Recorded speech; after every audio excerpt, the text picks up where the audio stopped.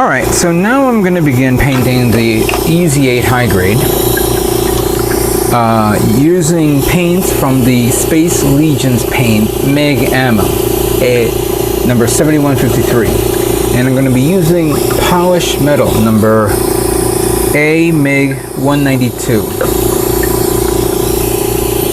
Now I have used, acrylic paints, people say, oh, use water, since it's a water-based paint, but I've used regular, thinner from Mr. Color Thinner. I'm not going to use the leveling color. I'm going to use the standard color thinner. And let's see how it looks overall. Hold on, I'm just doing a mixture here on the paint, on the jar. Let me just bring it down here a bit.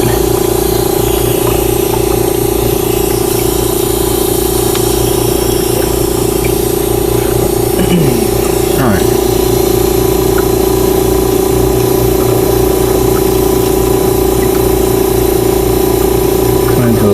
Let me increase the... Yeah, that's good enough.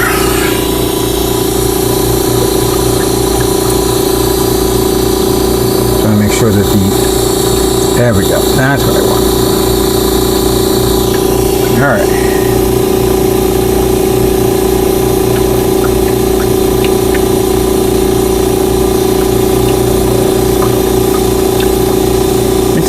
Light passes first just so I can get a nice coverage. And also I think I may need to do a little bit more thinning. Let me just do a mixture here.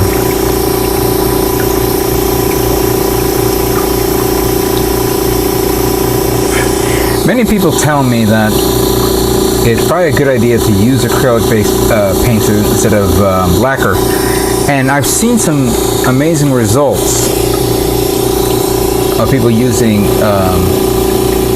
acrylic, and some of them are not from name brands that we all know about, like Tamiya or MIG or Vallejo, for that matter.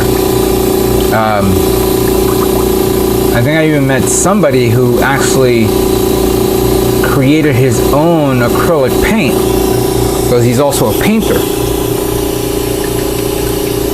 That is understandable, for like a high-level model builder, expert who knows what he's doing. But for like the normal people like us, we do like some simplicity in our work. It has a nice metal sheen to it, a polished metal. It's not the darker tone that we normally see. Let me just zoom in on this part here. On the minigun.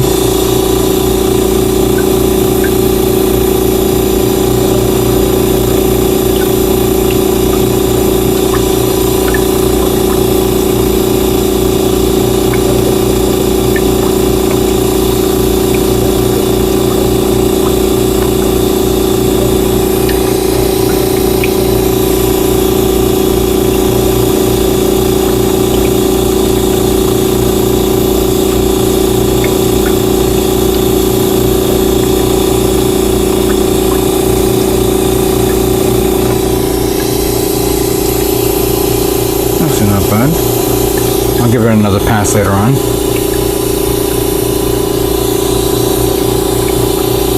Let me do this joint here.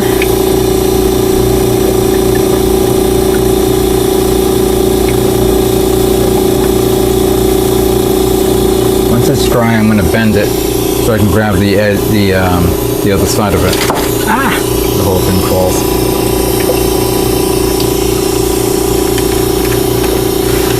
That here. There we go.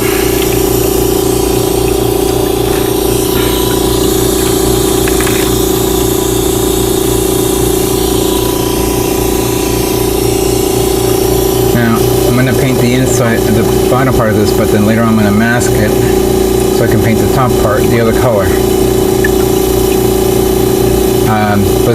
I was trying to take this thing apart, but I had a hard time doing it, and I said, all right, forget it. No, I'm going to have to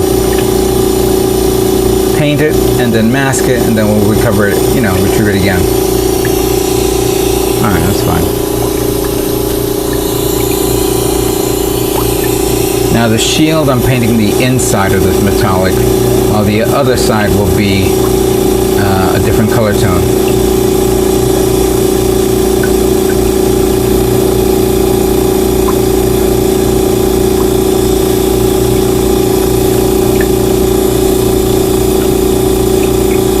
By the way, this is even though good to wear safety masks and all that stuff, the smell is not too strong. It's actually very light. So you can, if you put like a ventilation in the room, that's fine. That's good for this. So you don't have to worry about getting killed with the fumes. This is also from the inside, so I'm going to do that. But I'm also painting the inside of this because the other side will be the other color tone.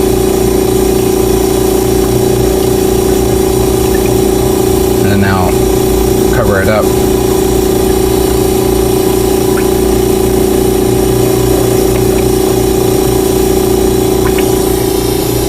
See? Oh, give me another one here. We got the thruster.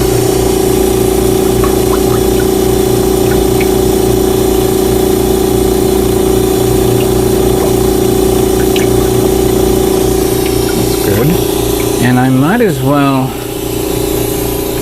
grab this guy.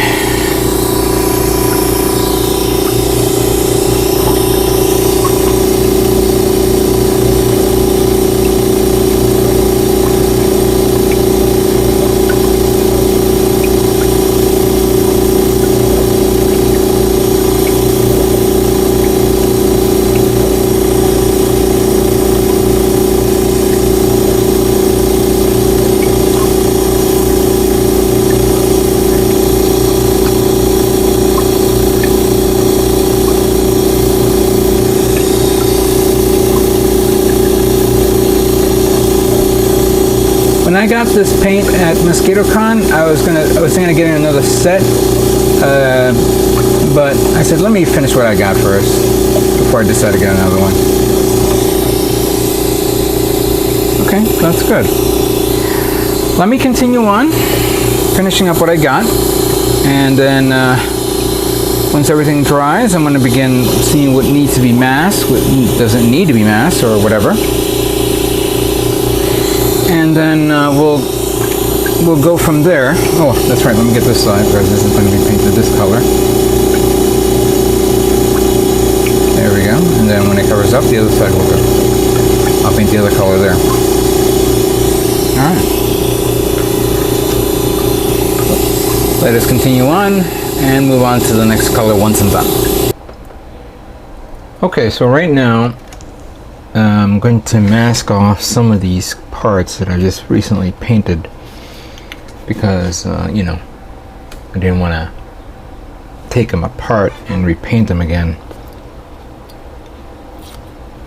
I'm going to begin with the waste unit of this.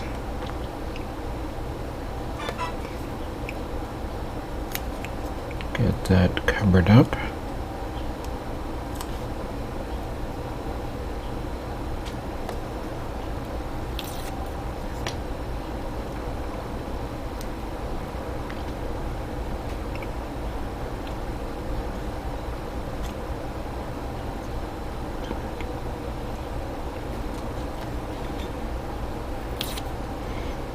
Get that there.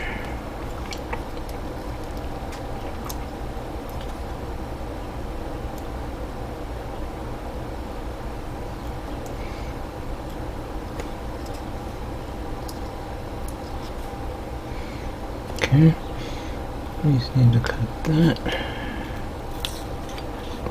Sorry, I didn't realize. I thought I did this, but that's all right. Here we go.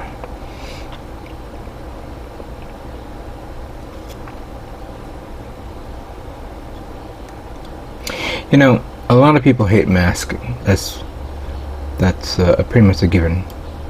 Yet there is kind of like a love-hate relationship with that. You hate it to do it, but you love it when it turns out amazing. And I recently watched a video of a guy building a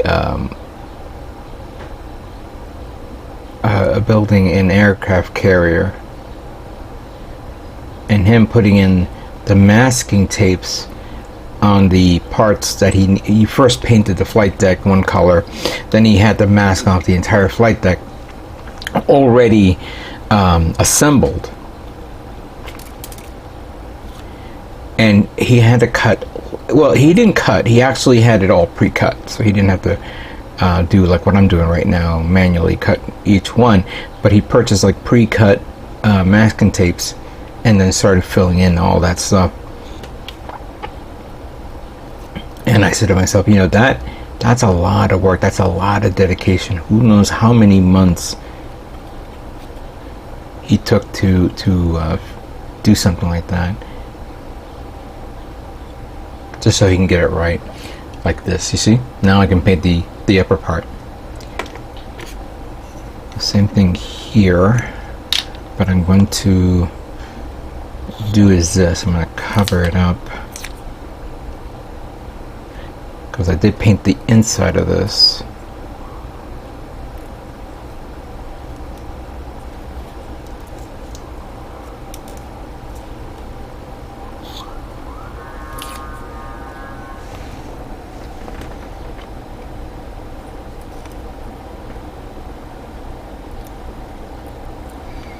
Come on, get in there. We have to do a little. There we go. I'm doing this so I don't mess up the inside, but I'm still covering up this part, so cover that up.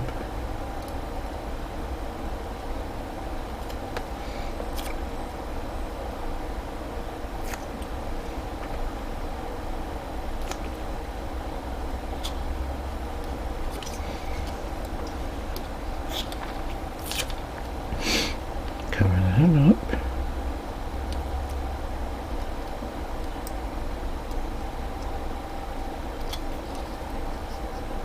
I don't have to worry about the inside of this. That's no big deal. I just want to grab this parts. That's also when I paint this like that. That's a area like there.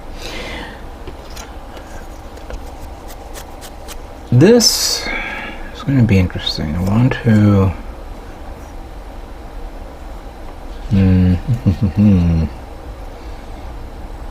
How we do this? Well, this is where you got to cut up little pieces and put them in areas where you can manipulate. Come on.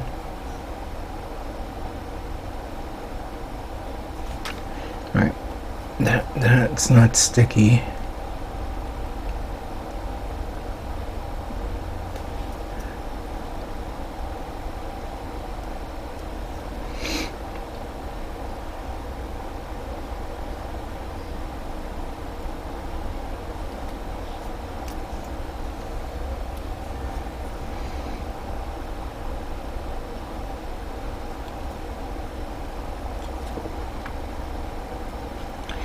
I think I don't know if I did this right with the paint.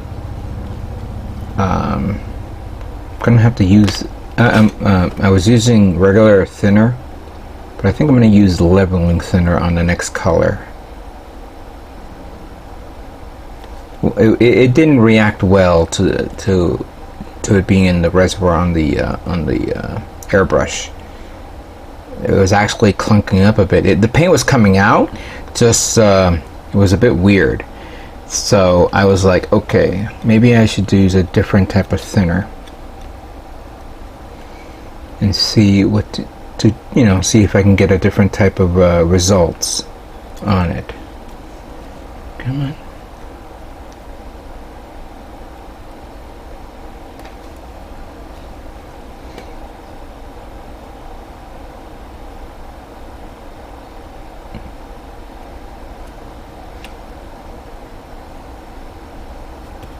God damn it. This is going to annoy the hell out of me. There we go.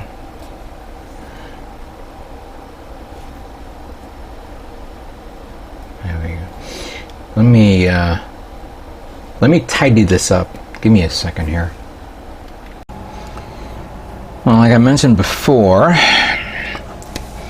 when I applied thinner to polished metal, it had a weird effect on the paint coming out of my airbrush.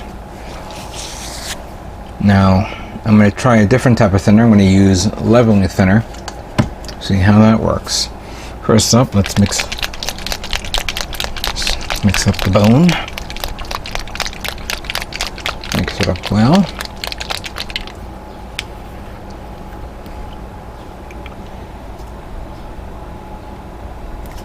And I think a little bit of it dried a bit. Hold on.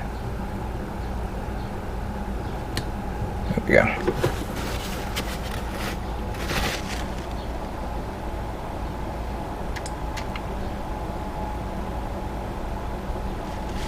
That's good enough.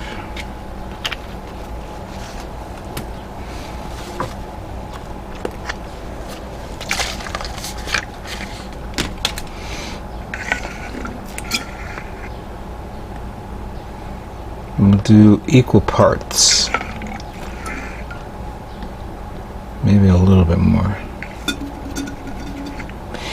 Supposedly I've been told that you can actually paint this, paint this without thinning it down. We're going to try a bit here and there and see how it works.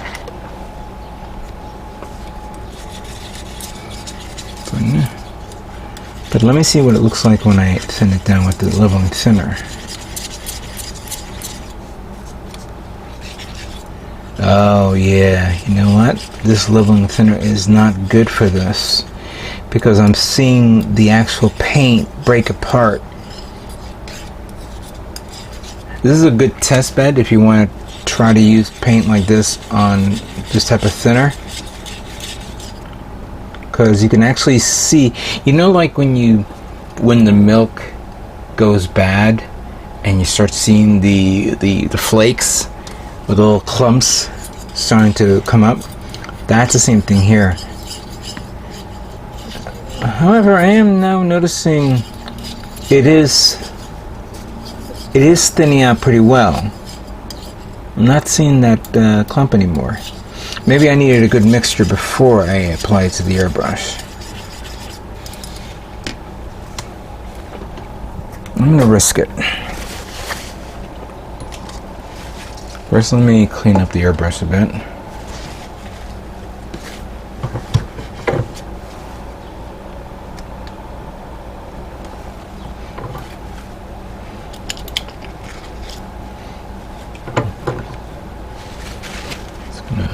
Pour a little bit of thinner on the paper, clean up the needle.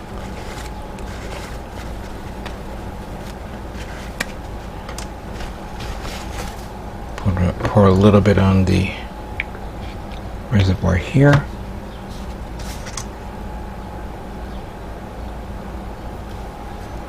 Just turn it on.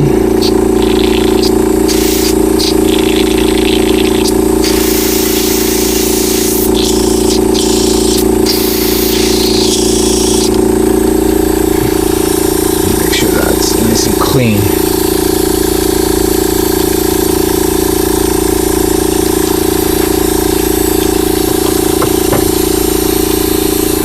Now, instead of making a mess, which we all make messes these days, take these little siphoning thingies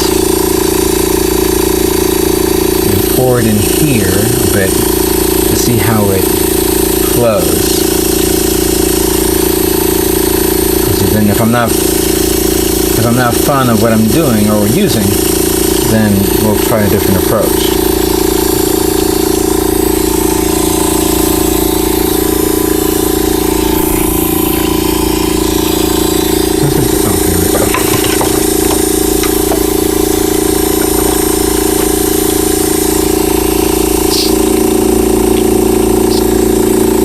Do it on the paper. Oh yeah, it's flowing nice. A little bit of wetness here and there, but I'm not going to spray crazy.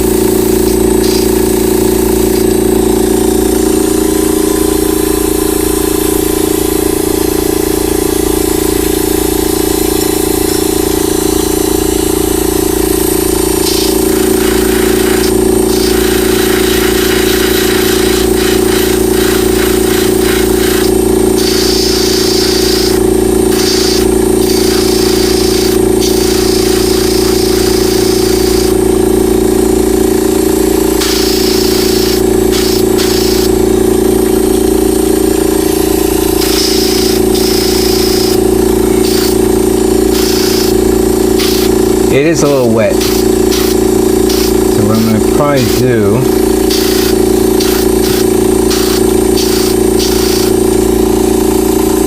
Actually, no, it's not bad. I'm sorry if you guys can't see it properly.